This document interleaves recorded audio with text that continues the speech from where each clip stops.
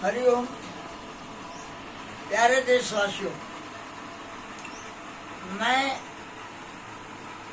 1990 से आपसे निवेदन करता रहा कि भारत में जिस तरीके से अमेरिका की दखल बढ़ रही है,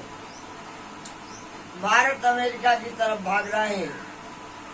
वो भारत के भविष्य के लिए गंभीर खतरा है। भारत ब्रिटेन का एक गुलाम राष्ट्र है और जिसके कारण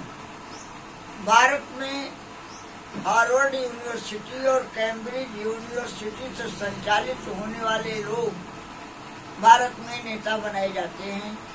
वो किसी भी राजनीतिक पार्टी के हों। और आज भारतवर्ष अफगानिस्तान बनने की कगार पर खड़ा हो गया है। इसमें किसी प्रकार की शंका करने की आवश्यकता नहीं है, क्योंकि भारत का मूर्ख आदमी, मीडिया के द्वारा दिया गया धोखा, मीडिया के द्वारा भारत के लोगों का बदला गया दिमाग और भारत के लोगों में अध्ययन न करने की प्रवृत्ति, कानूनों को न समझने की आदत आपको एक गंभीर खतरे में डालने जा रही है और भारत दूसरा अफगानिस्तान बनने की कगार पर खड़ा हो गया है। ये आपको समझने की आवश्यकता है। आपको मालूम है कि 2012 में भारत के अंदर अफगानिस्तान की तरह भारत की संप्रभुता को खत्म करने का षड्यंत्र रचा गया। उस षड्यंत्र का नाम है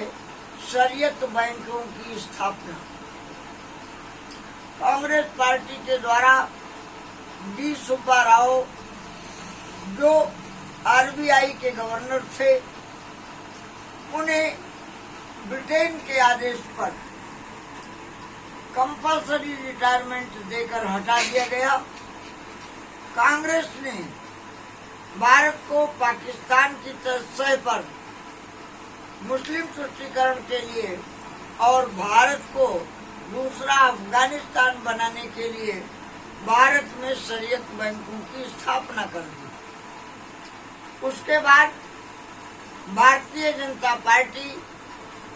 अमेरिका के द्वारा सत्ता में लाई गई और अमेरिका की ताकत से, सीआईए की ताकत से, सीआईए और आईएसआईएस ने आईएसआई के साथ एक मजबूत गठजोड़ बनाकर भारत में अपना जाल बिछाना शुरू किया और भारत के हिंदू अस्तित्व को समाप्त करने के लिए पर्दे के पीछे से राजनेताओं के द्वारा सुनियोजित तरीके से षड्यंत्रों का आश्रय लिया गया। और आज की तारीख में भारत के हर जनपद में शरीयत बैंकों की स्थापना की जा चुकी है। भारत की इकोनॉमी को नेताओं ने ध्वस्त कर दिया, भारत की पैसे को लूट करके स्विस बैंक में जमा कर दिया, देश के नागरिकों को मीडिया के द्वारा मूर्ख बना दिया और आज जिस तरीके से ब्रिटेन के द्वारा बनाए गए कानूनों के तहत हिंदू समाज को बांटने, हिंदू समाज के मुंह में ताला लगाने, कोर्ट के द्वारा अमानवीय अत्याचार किए जाने के कारण हिंदू जनमानस भयभीत है, असहाय है और शरीयत बैंकों की बढ़ती हुई ताकत से भारत को अफगानिस्तान की तरह तालिबानी हाथ में, तालिबानियों की संस्कृति को भारत में स्थापित करके और भारत में शीघ्र ही तालिबानी शासन स्थापित करने के लिए कांग्रेस, सपा, बसपा, भाजपा,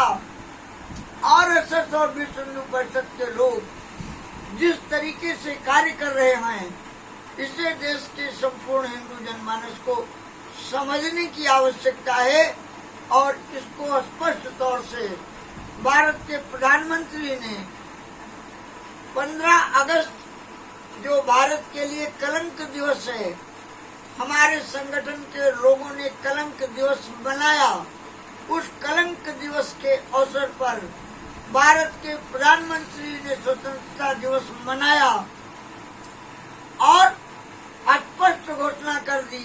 कि हम कोरोना के षड्यंत्र से भारत के 85 करोड़ लोगों की हत्या करेंगे, भारत में न्यू वर्ल्ड ऑर्डर लागू करेंगे और भारत को शरीयत बैंकों के माध्यम से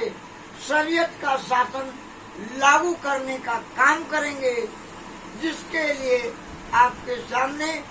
आज भारतीय जनता पार्टी के शासन में अयोध्या, मथुरा और काशी खड़ी है। अयोध्या में श्री राम जन्मभूमि के स्थल पर जूता पहन करके पूजा और दर्शन कराने का कार्य किया जा रहा है। आप श्री राम जन्मभूमि स्थल पर कलम लेकर नहीं जा सकते, बेल्ट पहनकर नहीं जा सकते, कैमरा लेकर नहीं जा सकते, मोबाइल लेकर नहीं जा सकते, लेकिन जूता पहनकर जाइए। ये भारत के लोग कांग्रेस, सपा, बसपा, भाजपा में बांटकर भारत को ईसाई राष्ट्र बनाने के लिए और भारत में शरिया का कानून लागू करने के लिए ये सारी राजनीतिक पार्टियां मिलकर जो षड्यंत्र कर रही हैं, कानून के माध्यम से, कोर्ट के माध्यम से, पुलिस और प्रशासन के माध्यम से भारत के नागरिकों पर अत्याचार कर रही हैं, इसके विरुद्ध अखिल भारतीय सनातन संस्कृति रक्षा दल और उसके कार्यकर्ता संघर्ष कर रहे हैं। भारत को हिंदू राष्ट्र बनाना ही होगा, भारत को आजाद कराना ही होगा, नहीं तो भारत जल्द ही बनने जा रहा है अफगानिस्तान। और उसमें सबसे बड़ी भूमिका है शरीयत बैंकों की, जिसको कांग्रेस और भारतीय जनता पार्टी ने मिलकर भारत के हिंदू अस्तित्व को समाप्त करने के लिए साम दाम दंड भेद का प्रयोग करके भारत के कोने कोने में शरीयत बैंकों का जाल बिछा दिया है। आप लोग हमारे संपर्क सूत्र 630 65 45 155 पर संपर्क करें और भारत के लोगों को सरकार की षड्यंत्रकारी योजनाओं से अवगत कराएं, भारत के लोगों को बचाएं, नहीं तो कोरोना के षड्यंत्र और न्यू वर्ल्ड ऑर्डर के तहत भारत में एक व्यापक तबाही मचाने की घोषणा प्रधानमंत्री ने कर दी है। प्रशासन के द्वारा लोगों का उत्पीड़न, शोषण, दमन, हत्या का काम चलाया जा रहा है और अगर आपने हिम्मत से विचार करके अपने मौलिक अधिकारों की रक्षा करने का संकल्प नहीं लिया, संगठित नहीं हुए, आगे नहीं बढ़े, तो शीघ्र ही भारत बनेगा दूसरा काबुल और भारत में शरीयत व्यवस्था का शासन होने जा रहा है। हर हर महा